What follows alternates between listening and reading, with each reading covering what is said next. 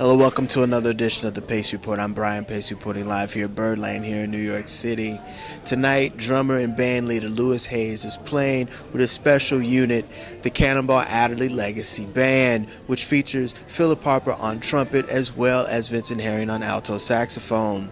For 6 decades, Louis has played with some of the greatest musicians, Horace Silver, Cannonball Adderley, as well as Oscar Peterson.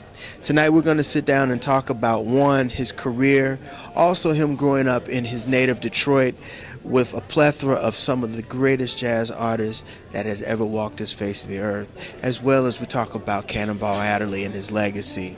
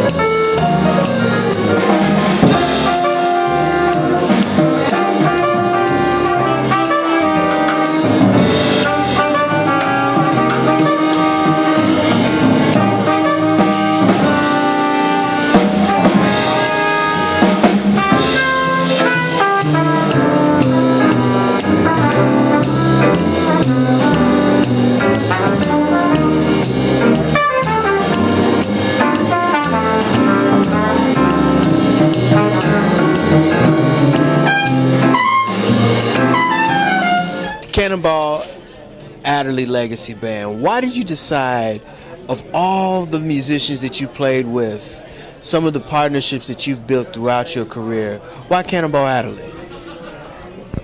It was what happened, Brian. I was actually appearing in the club called Sweet Basil's, and the person who was taking care of business there, it was James Brown, and he asked me, he said, Louis, people would like to hear that music again. Why don't you put a group together and perform some of that music again? So I had a rehearsal for about a week and had different artists come in and play. And Vincent Herring, who I knew, but I didn't know him too well. He had been appearing with Nat Adderley, Cannon's brother, for a lot of years. So we got together and organized the group and had one rehearsal. And the music, it was just something that was just natural for us to play. And there was some very wonderful musicians. So that's how it came about. And we've been doing this now for a few years. And it's been very enjoyable.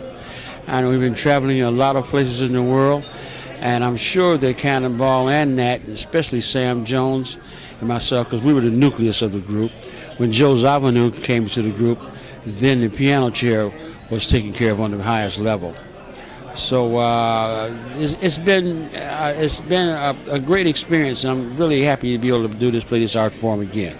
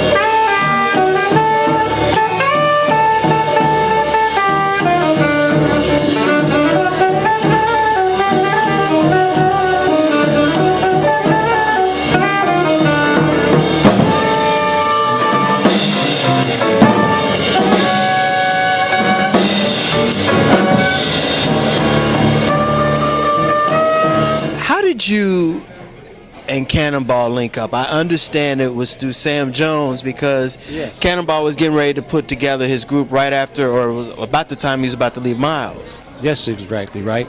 I was appearing with Horace Silver. Horace Silver was the one who brought me from Detroit to New York, and I joined his quintet in 1956.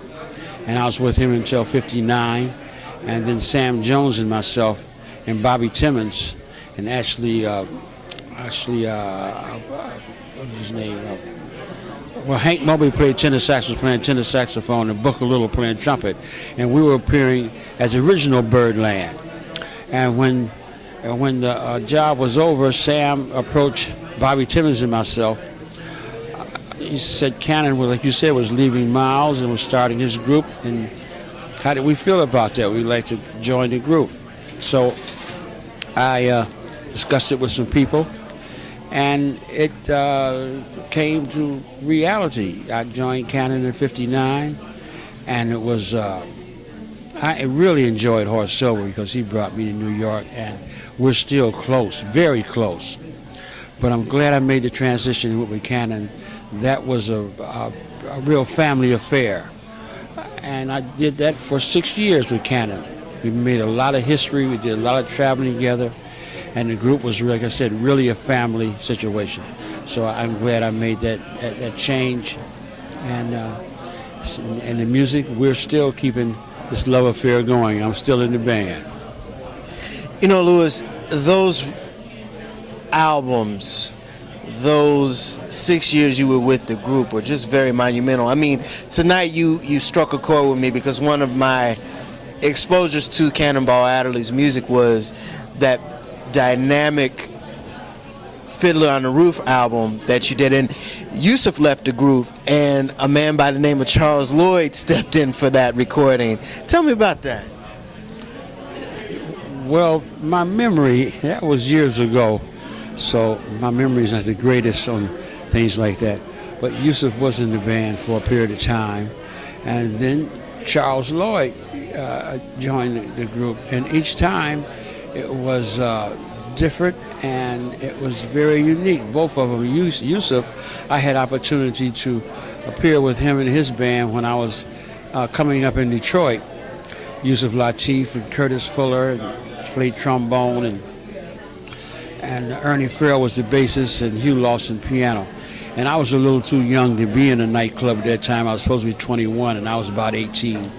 But I did that for some good period of time, some months before they discovered that I was only 18. But and then when Yusef came to New York after being here, he was on my first recording date as a leader. So that was very nice, and he had the opportunity to join Cannon's band, and that made the band, took it to another level, because Yusef plays oboe and flute and different instruments, and his personality is so dynamic. Until that was a very unique experience, him being with Cannonball for that period of time. Then with Charles Lloyd, naturally he has a very special personality also. And Lloyd, we were at the same age, so we were great friends, and we had a lot of special moments traveling and driving on the highways, because we did a lot of driving during that time with Cannon. So we had a very nice time, very wonderful relationship with Charles Lloyd I had. So I enjoyed both experiences.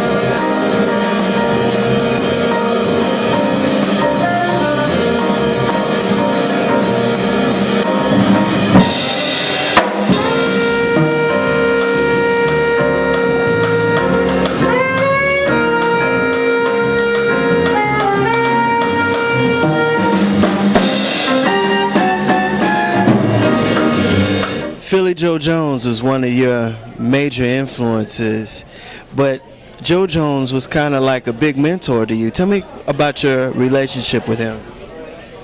Well, with